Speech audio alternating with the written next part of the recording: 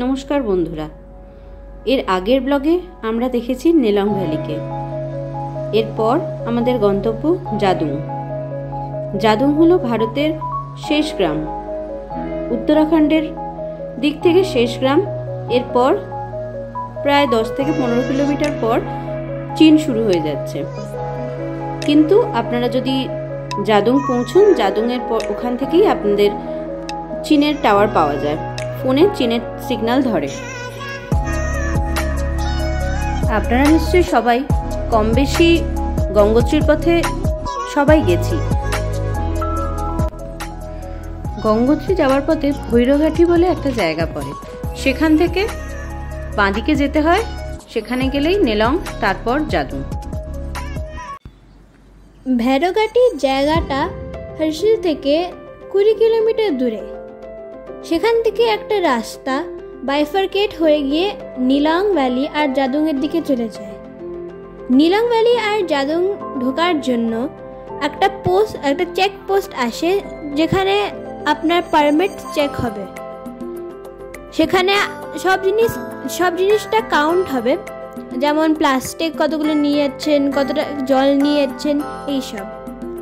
আর আরেকটা রাস্তা চলে যাচ্ছে, সেটা হচ্ছে গঙ্গোত্রীর দিকে। ভৈরংঘাটি চেকপোস্ট থেকে নিলাং ভ্যালি পর্যন্ত 23 কিলোমিটার রাস্তা আছে। আর সেখান থেকে জাদুং হচ্ছে 13-14 কিলোমিটার। সেখানে রাস্তাটা অতটা ভালো নয়, কিন্তু সাহস রেখে আপনি চলে যেতে পারবেন। অ্যান্ড ট্রাস্ট মি, ওখানে গিয়ে ভিউজটা একদম ওয়ার্থ ইট। নেলং থেকে জাদুং যাওয়ার পথে অনেকগুলো চেকপোস্ট পড়ে।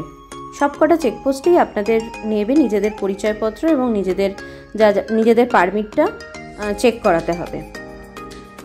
এই রাস্তায় যদি চোখ বন্ধ করে আপনাকে ছেড়ে দেওয়া হয়, খানিকক্ষণ পরে চোখ খুললে আপনার মনে হবে আপনি লাদাখে আছেন।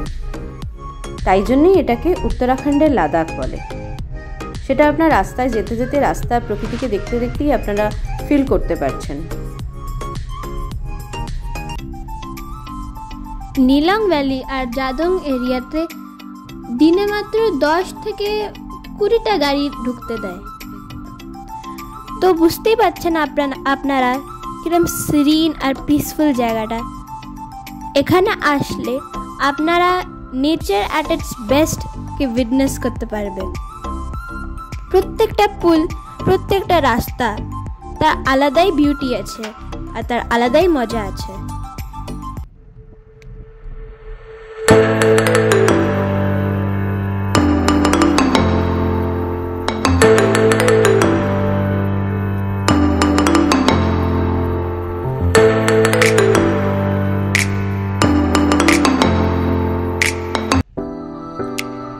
নিলাং ভ্যালি যাওয়ার জন্য বেস্ট টাইম হচ্ছে মে থেকে সেপ্টেম্বর।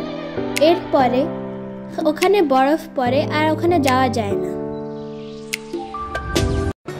জাদুং ভিলেজটার একটা অন্যই ইতিহাস আছে।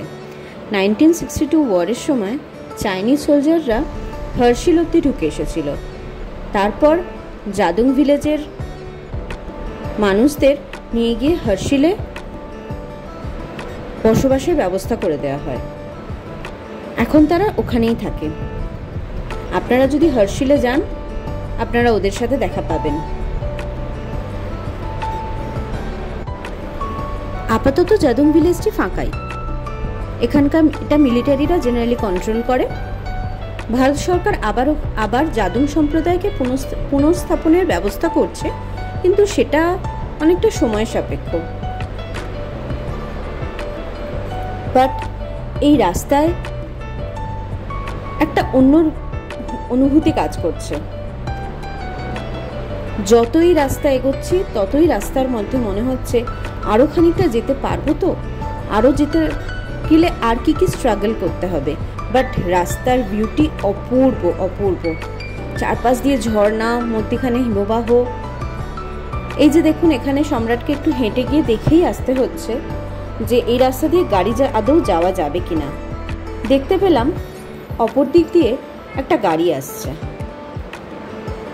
তাই তার সাথে একটু কথা বলার চেষ্টা করছি। দেখা যাক তারা কি বলে।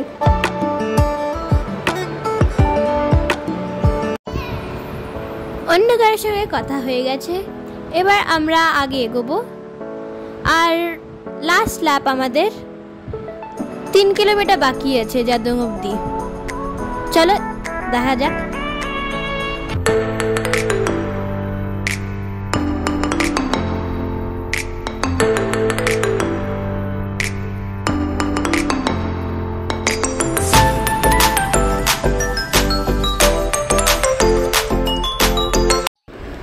আমি সাজেস্ট করব May is the best time to visit Jadung. আমরা সুন্দর ওয়েদার পেয়েছিলাম, দারুণ ওয়েদার। মাঝে মাঝে হাওয়া দিচ্ছিল, ওপরের দিকে পাহাড়গুলোয় বরফও পড়ছিল, কিন্তু সাথে সাথে রোদও ছিল। দারুণ ওয়েদার। আই উড রেকমেন্ড তোমরা মেতেই যাও। মেতে ভীষণ ভালো ওয়েদার পাবে তোমরা ওখানে।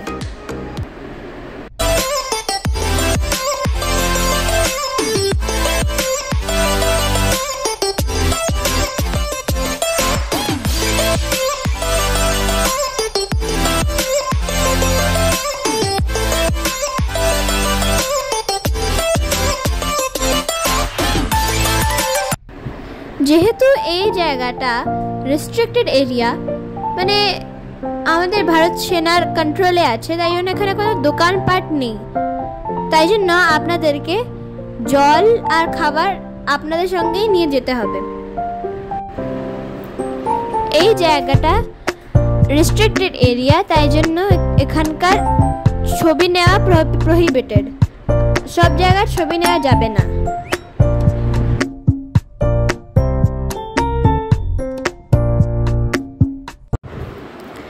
আমরা পৌঁছে গেছি জাদুং গ্রামে। এই গ্রামটা লাস্ট ভিলেজ অফ ইন্ডিয়া।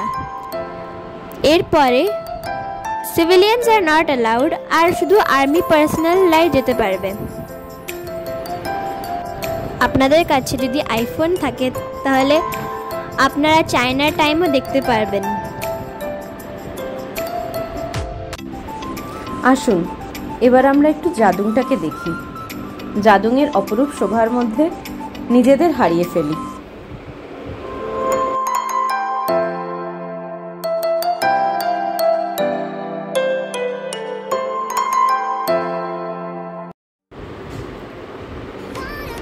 এখানে গ্রাম বলে আর কিছু নেই, কিন্তু এই গ্রামের মন্দিরটা এখনো আছে, যেটা 1962 ওয়ারের আগে বানানো হয়েছিল।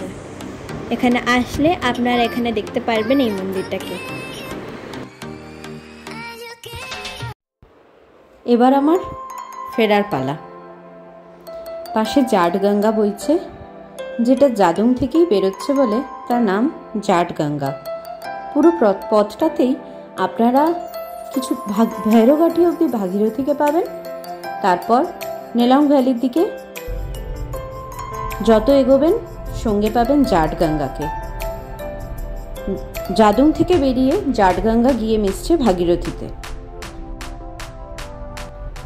পথের এই রাস্তায় আমরা গ্লেশিয়ার ক্রস করলাম। একটা নয়, দুটো নয়, অনেকগুলো গ্লেশিয়ার। পথে আমরা একটা ইউনিক রকমের পাহাড় দেখতে পেলাম, রোস্টেড পাহাড়।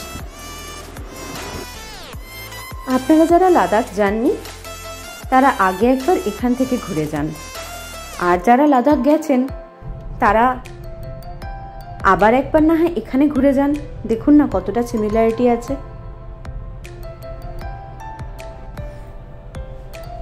এই নেলং শেষ করে ভৈরঘাটি আমরা যেখানে পৌঁছবো সেখান থেকে গঙ্গোত্রীর ডিস্টেন্স আর মাত্র হার্ডলি 15 মিনিটের।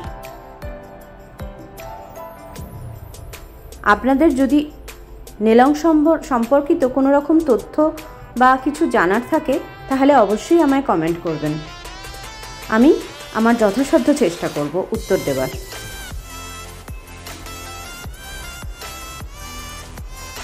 আস্তে আস্তে পাহাড়ের রাস্তায় বৃষ্টি নেমে আসছে। 4টের মধ্যে আমাদের ভৈরঘাটি চেকপোস্টে এক্সিট করতে হবে। আজকের জন্য এতটুকুই। Till then, bye. আমাদের নেক্সট ভিডিও আসছে Gartang Gali and Gangotri. Thanks for watching. By.